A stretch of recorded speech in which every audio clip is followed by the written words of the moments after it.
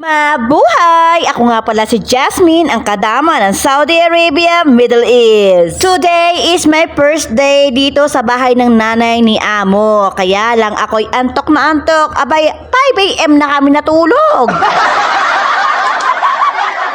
Halatang halata naman na antok pa ang kadama nyo kasi ito nahiga pa ulit, di ba? Oh, antok na antok nga ni kasi nga walang tulog nga ni. Dali-dali nga akong tumayot, naligo at nagkape nang magising naman ang aking diwa. Sinabayan ko na rin ng chocolate baka sakaling magising ang aking diwang natutulog.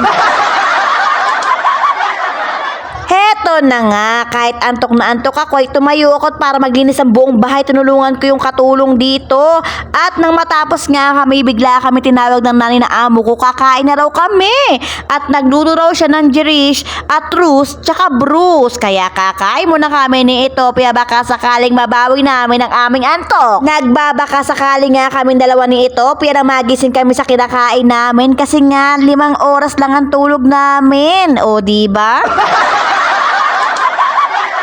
Nang makatapos nga makakain ng lahat at pati na rin kami, ay naglinis na kami ng kusina at madaling-madali kami umakyat sa taas kasi sobrang tindi ng init at naligo ako. Nagpahinga lang ako ng 30 minutes, naligo na ako kasi nabumula na ang pes ko. Kailangan ko lang maligo at sobrang tindi ng init na nararamdaman ko. This is the proof na talagang matindi ang init dito sa Saudi Arabia. Alam niyo ba, dinala ko to dito sa taas ng nagyayelo. Pero 1 oras lang tunaw ng yelo tapos hindi na malamig yung tubig. Ininom ko lang siya ng ganyan kasi wala na tayong choice kasi ayoko mag-akit baba. Kasi nga yung kapatid ng amo kong lalaki, yung kapatid ng amo ko na lalaki ay nandiyan, pati yung tatay niya. Siyempre, mahirap na magpabalik-balik. Alam niyo naman dito sa Saudi Arabia, di ba? Hindi nagkikita ang mga babae at lalaki, tsaka mahigpit dito. Hindi to bahay ng amo ko. Nakikibahay lang ako. Vacationista ako dito. Muntikan pa nga kami magkainitan netong Ethiopia ang kasama ko sa kwarto. Abay, pinatayan ba naman ako ng aircon? Kainit na nga, pinatay pa. Sabi ko sa kanya, ba't pinatay? Sabi niya, ay may katawagan kasi ako sorry Ay, oo nga pala, sabi ko. Ikaw nga pala si call center.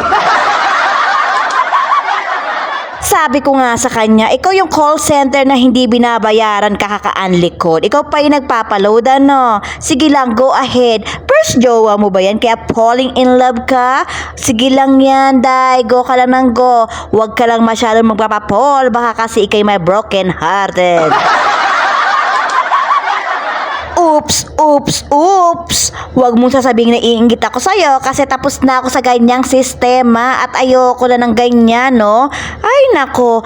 Bawas pa sa sahod ko yung pag-load na ganyan tapos mag-unlicol tapos in the end, iiwanan ka rin, sasaktan ka lang naman din, no? Huwag kang iiyak sa akin at sasabihin mong iniwan ako ng jowa ko.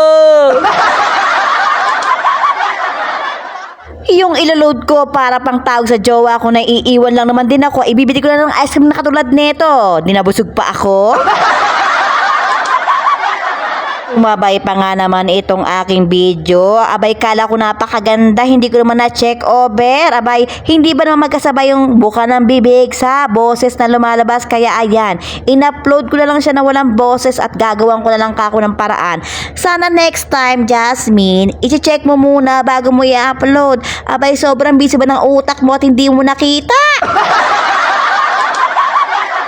Kung nagustuhan nyo ang kakulitan ng video ko, please don't forget to follow, like, comment, and share. Be yourself, everyone else is already taken. Thank you for watching.